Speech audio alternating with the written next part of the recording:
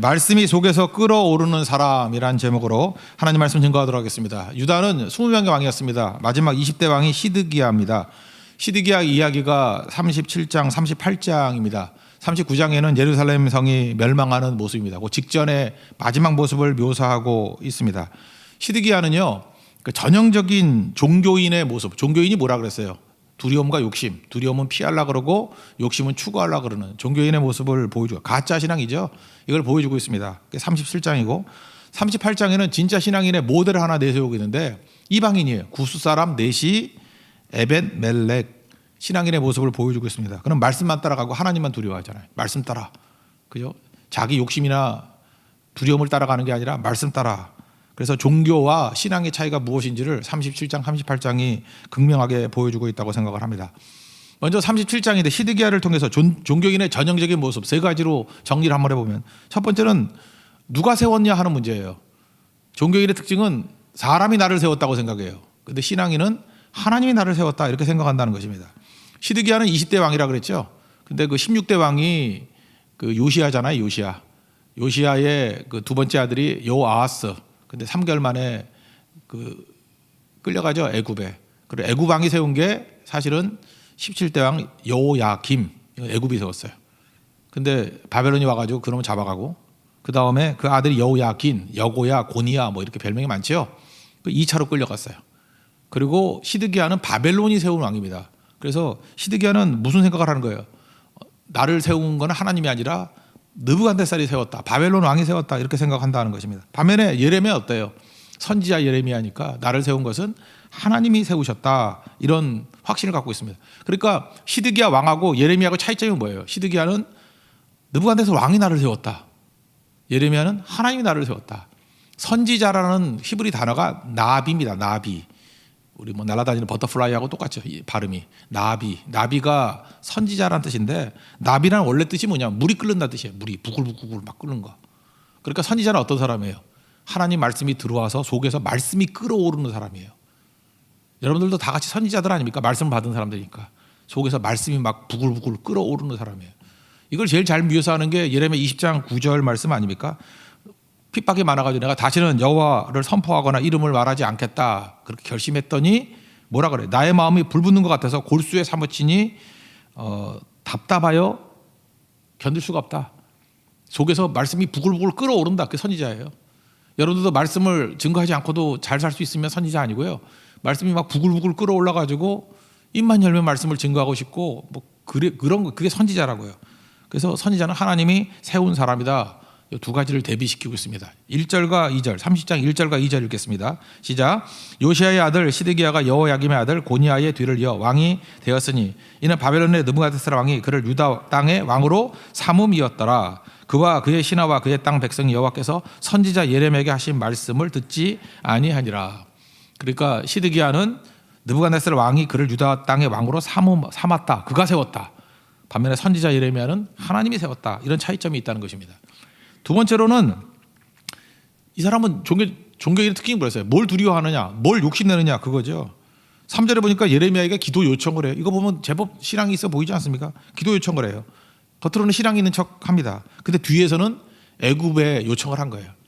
그러니까 뭐죠? 양다리 걸치는 거죠. 하나님께 기도도 해줘. 그리고 나의 두려움을 없앨 존재가 누구라는 거예요? 애굽이라는 거예요. 하나님의 두려움 없애주면 좋은 거고, 내 뜻대로 두려움 없애주는 존재가 하나님이면 좋은 거고, 하나님이 내 두려움을 안 없애준다 그러면은 애굽이 내 두려움을 없애줄 거야. 그걸 믿는다는 거예요. 그래서 두려움을 해소시켜주는 힘, 뭐든 믿겠다는 거예요. 뭐든. 그리고 우상 숭배로 나가는 거죠. 나 두려움에 머무르면 누구도 안 믿는 거예요. 근데 두려움만 해소시켜주고 그 다음에 두려움에서 벗어나게만 만들면 뭐든 믿을 수 있어. 근데 당장 보니까 하나님은 뭐라 그래요? 항복하라 그러잖아요.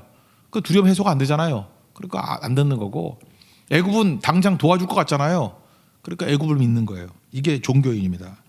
그래서 바벨론이 포로가 됐잖아요. 우리가 34장에서 배우지 않았습니까? 34장에 시간이 막 섞여 있었죠. 기사 본말처라고 시간이 막 섞여 있고 지금 주제별로 다룬 거니까.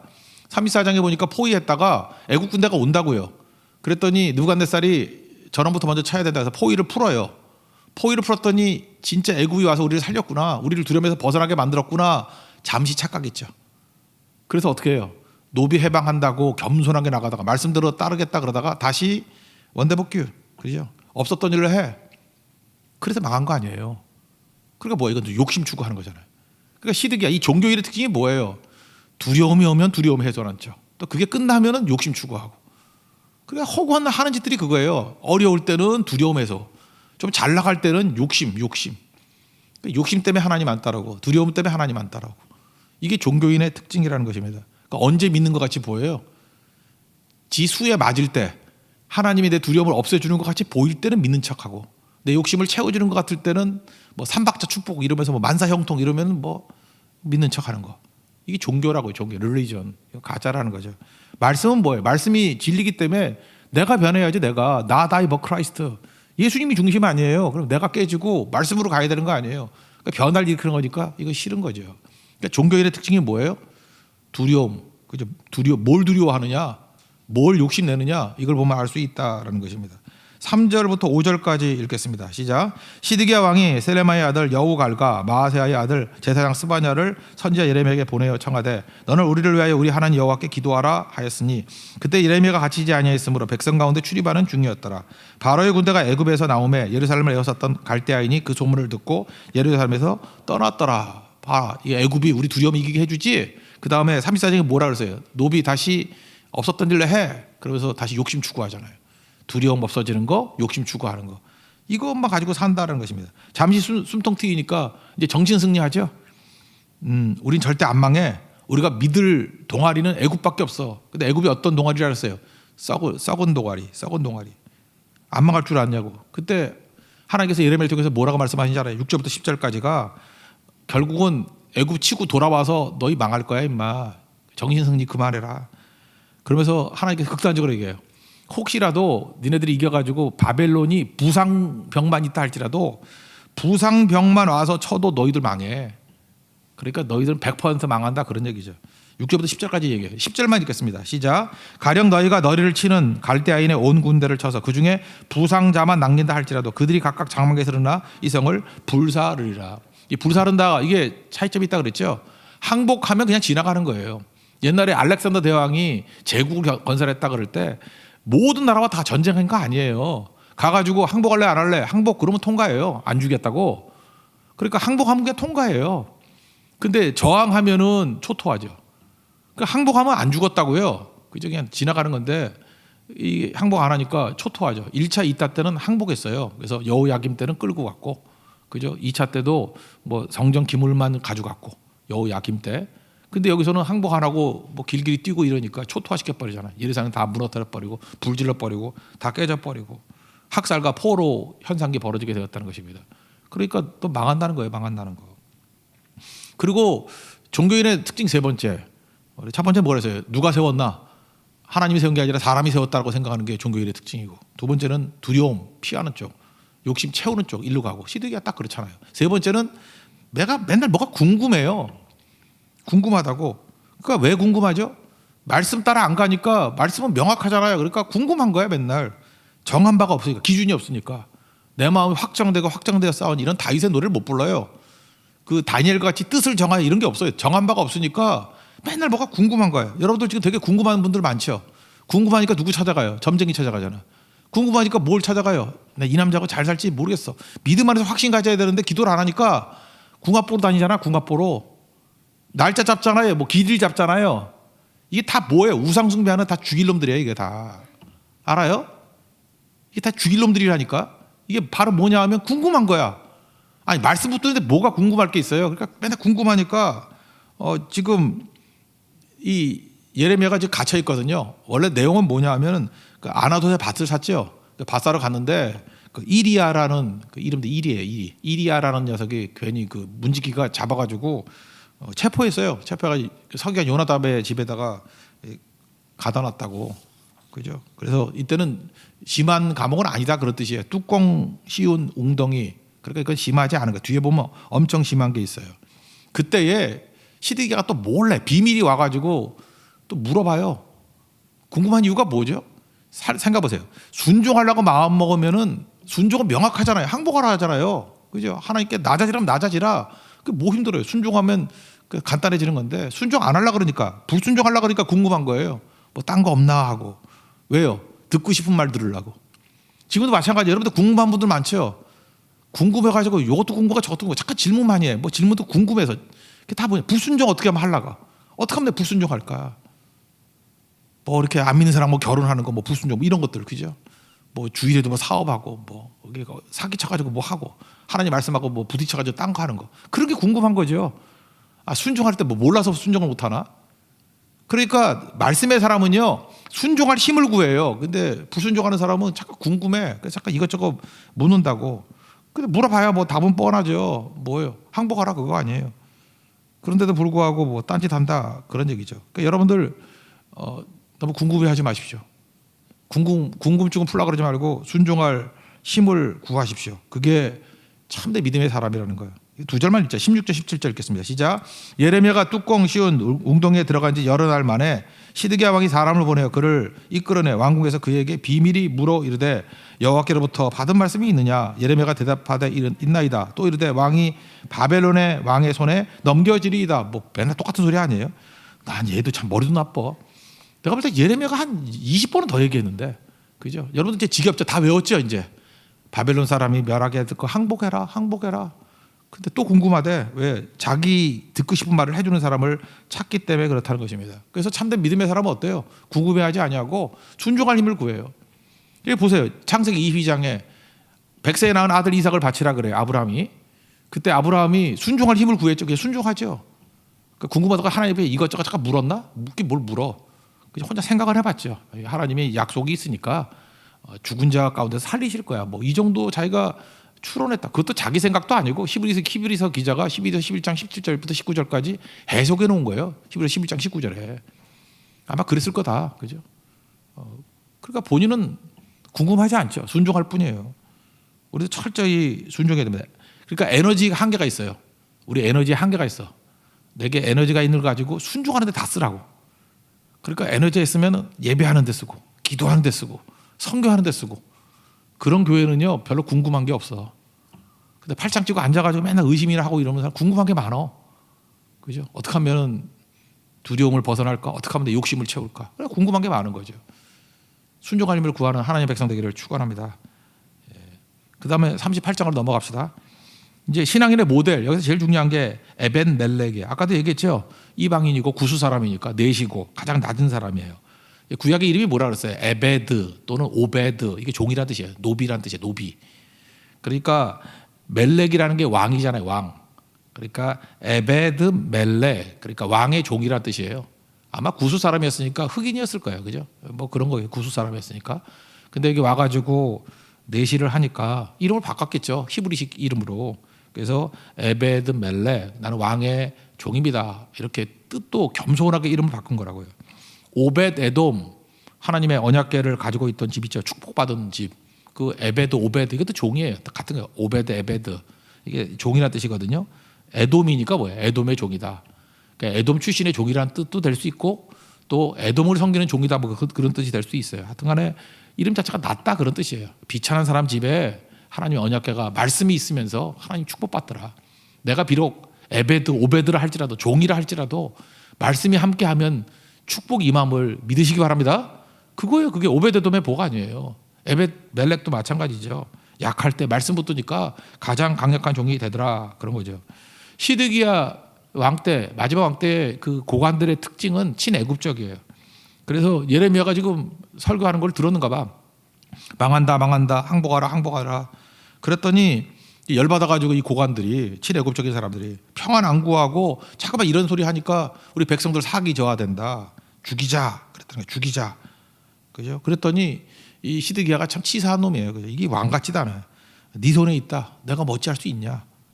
그죠? 이런 거죠. 자기에게 뭐 있을 때는 그냥 방정맞게 나서 가지고 입 빠르게 소리하다가 곤란한 일 생기면 침묵하고 난 책임 없어.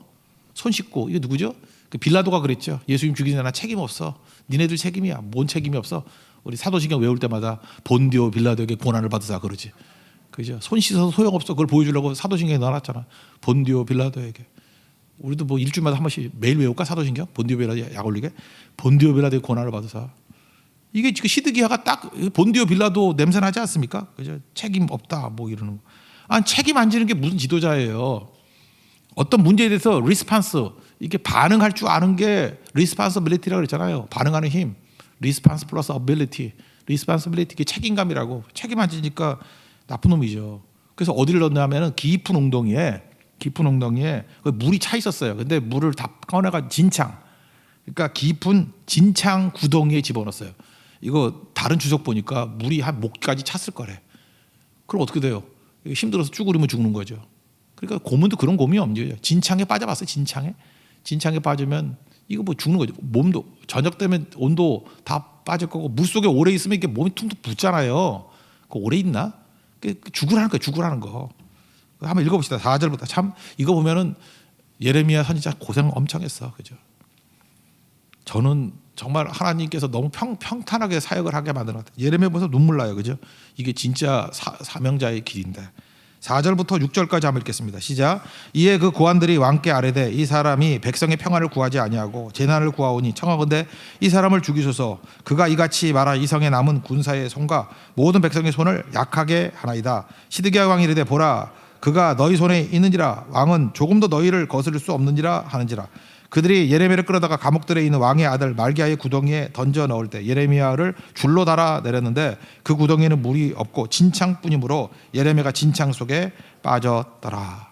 이때 드디어 에벤멜렉이 나타나는 거예요. 이때 여기 4절에 뭐라 그랬어요? 예레미야를 향해서 이 사람 이거 뭐 그냥 정치적인 뭐 사람이라는 거예요. 이 사람. 그런데 이 에벤멜렉은 뭐라 그러는지 알아요? 선지자 예레미야.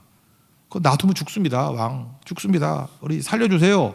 그렇게 한다고요. 그래서 하이라이트가 7절부터 12절까지 하이라이트예요. 그죠? 살려주세요. 그죠? 그리고 예레미야 행한 모든 일 저놈들 고관들 한 게 악한 일이에요. 목숨 걸고 하는 얘기죠. 이렇게 놔두면 예레미야 굶어 죽습니다. 그래도 시드기야가 우유부단해. 이런 기준이 없으니까 또 그 얘기가 솔깃해가지고 30명 줄 테니까 끌어들여. 그랬더니 너무 깊었는가 봐. 그래서 밧줄도 없으니까 헝겊하고 낡은 옷을 갖다 이렇게 묶어가지고 그죠 이렇게 만들어가지고 잡으세요 예레미야. 그랬더니 잡아가지고 예레미야 대답해. 예레미야 예. 예레미야 예자가 있잖아요. 예 하면서 끌어냈다는 거예요. 이거 한번 읽어봅시다. 구해내는 얘기. 7절부터 13절까지입니다. 시작. 왕궁 내시 구스인 에벤멜렉이 그들이 예레미야를 구덩이에 던져 넣었음을 들으니라. 그때 왕이 베냐민 문에 앉았더니 에벤멜렉이 왕궁에서 나와 왕께 아뢰 이르되 내 주 왕이여 저 사람들이 선지자 예레미야에게 행한 모든 일은 악하니이다.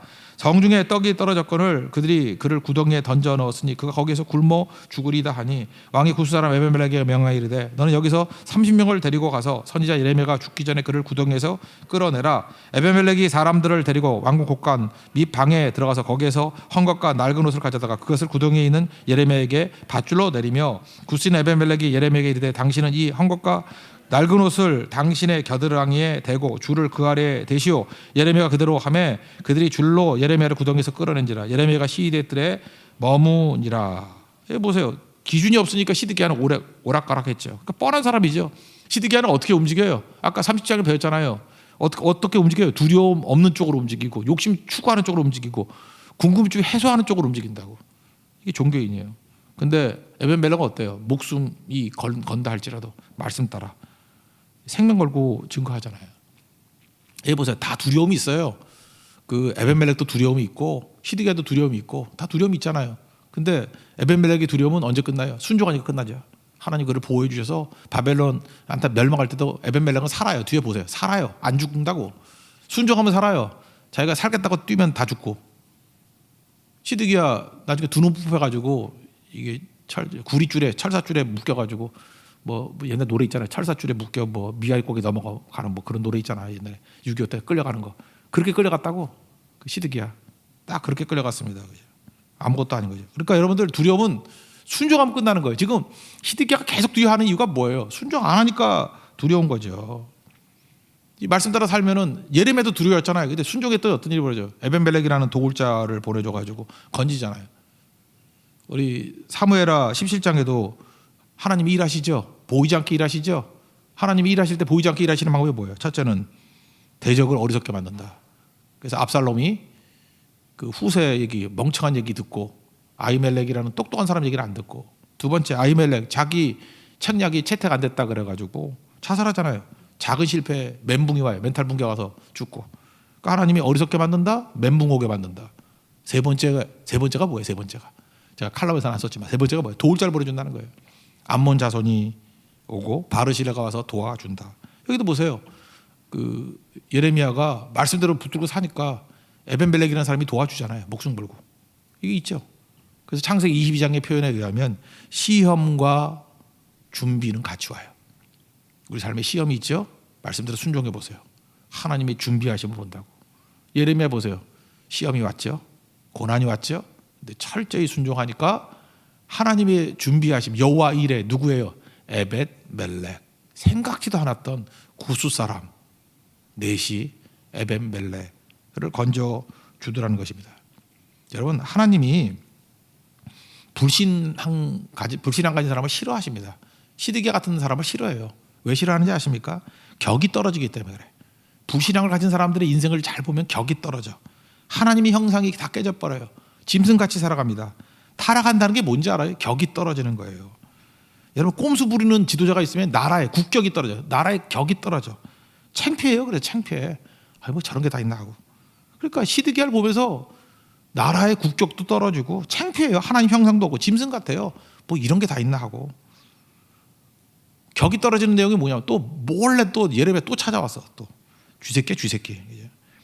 아니 지겹지도 않나. 그 대답은 똑같은데 또 물어봐. 나 지금 무지 무섭다. 두려움에 사로잡혀 두려움 벗어나는 쪽으로 간다고. 그래서 그가 얘기하는 게 뭐냐면 내가 뭐가 두렵냐면 내 측근들 고관들 다 친애국적인 거 알지. 그래서 내가 걔네들이 두려워가지고 차마 항복하지 않으면 말 못해. 그리고 또 이렇게 얘기해요. 또 반대로 내가 항복하려고 그러니까 뭐가 또 두렵냐 하면은 미리 그 항복한 사람들 있잖아요. 1차, 2차 때 여호야김 때 항복한 사람, 여호야긴 때 항복한 사람이 있었거든. 그 사람들이 나를 조롱할까 봐. 아니 나라 망하게 됐는데 지금 체면 그러니까 조롱이 문제예요? 꼭 사울왕 냄새 나지 않아요? 남들의 시선, 뭐 이렇게 인기, 뭐 다윗은 만만, 사울은 천천, 뭐 이런 거. 아니 나라 망하기 지금 두 눈법에서 끌려가기 직전인데 이놈이 제정신이야 지금. 조롱받을까 봐 두렵대. 오직 자기밖에 모르는 거야. 자기밖에. 그러니까 뭐가 두려운 거예요? 두려울 게 없어가지고 나중에 뭐가 두려운 거예요? 조롱받을까 봐 두렵대. 이게 무슨 말씀 떠나가지고 네 꼴이 그게 부끄러운지 알아야지. 이게 부끄러운 거죠. 격이 떨어지는 게 부끄러운 거지. 잠깐 화가 나네. 19절 읽겠습니다. 19절 한 점을 읽겠습니다. 시작. 시드기야 왕이 예레미야에게 이르되 나는 갈대아인에게 항복한 유다인을 두려워하노라. 염려하건대 갈대아인이 나를 그들의 손에 넘기면 그들이 나를 조롱할까 하노라. 아니, 자기 동족이 또 조롱할까 봐 항복 못하겠다 그러는 거예요. 이 쫌생아. 그랬더니 예레미야 참 착해. 24절부터 28절 보니까 알았어. 내가 말 안 할게. 그럼 말 안 해. 나 같은 말했다. 그러니까 여기서 알 수 있는 게 뭐죠? 시드기야 더 읽기도 싫어요. 시드기야에게 필요한 건 뭐냐? 하나님이 낮추시면 다윗 보세요. 압살롬이 쫓겨날 때 낮아지잖아요. 하나님이 낮추실 때 낮아져야 돼요. 뭐 자꾸 길길이 뛰려 그래. 하나님이 우리를 비참하게 초라하게 만들 때가 있거든. 잠깐만 그 길길이 뛰면서 나 안 초라해, 나 비참하지 않아. 그러지 말고 비참해질 때 비참해지는 거죠. 다윗은 맨발로 가면서 울잖아요. 울게 만들면 울어야죠. 맨발로 가면 맨발로 가야죠. 하나님 낮아지는 걸 시므이가 욕하면 욕도 들어야죠. 저 사람이 저주 까닭에 하나님께 나를 선으로 대해주시기 원한다. 그러면 하나님 바라봐야죠. 시드기야는 그게 없어요. 여러분도 혹시 고난과 어려움 가운데 있는 성도가 있습니까? 주만 바라보는 인생 되시길 바랍니다. 일어납니다. 그래서 순종할 마음 가지고 말씀대로 따라가면 모든 두려움 다 사라지고 이길 수 있다는 것입니다. 시드기야가 이렇게 복잡했어요. 불순종하려고 그러니까 복잡한 거예요. 순종할 힘만 구하면 간단합니다. 예레미야도 간단한 인생. 순종만 했더니 도울자 막 붙여주고. 에벤멜렉도 간단하죠. 목숨 걸고 순종했더니 하나님이 준비하는 거지 내가 준비하는 게 아니에요. 우리 순종만 하면 돼요. 시험이 오면 순종만 하면 돼. 시험과 준비는 같이 오거든요. 하나님이 다 준비해 놓잖아. 예레미야가 지가 정치하고 사람 만나가지고 살아남았나? 그냥 구덩이에 집어넣으면 차 박히고 진창에 집어넣으면 진창에 들어가고 하나님이 건져준 거지. 에베멜렉도 목숨 걸고 말했더니 사람이 살려줬나? 지 머리로 살았나? 하나님이 살려준 거지. 근데 살겠다 노력했다 두려움 피하고 욕심치 올라가 있던 시드기야 꼴 좋다죠. 두 눈 뽑히고 줄에 묶여가 철사줄에 묶여서 끌려가는 인생 됐다라는 것입니다. 이거 우리에게 주는 말씀이에요. 여러분 시드기야입니까? 예레미야입니까? 시드기야입니까? 에벤멜렉입니까? 말씀 따라가십시오. 두려워하지 말고 주만 바라보고 흔들리지 않는 믿음 갖는 믿음의 종 되기를 축원합니다. 자리에서 일어나겠습니다. 아무것도 두려워 말라 찬양하겠습니다.